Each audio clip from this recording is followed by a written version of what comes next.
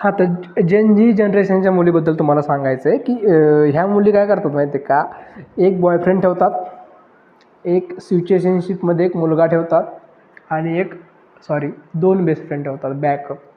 Backup point असतो त्यांचा. आणि ना तर सिच्युएशनशिपवाल्या पोराला ना ॲक्सेप्ट करायचे ना रिजेक्ट करायचे, त्याला मध्ये अडकून ठेवायचे.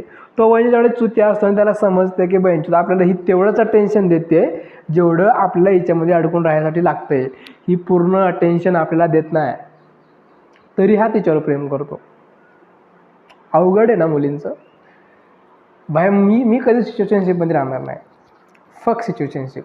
यायचं आहे तर ये रिलेशनशिपमध्ये ये, ओयोला जाऊ, एन्जॉय करू बहिणचोत, पण हे सिच्युएशनशिप नको आहे.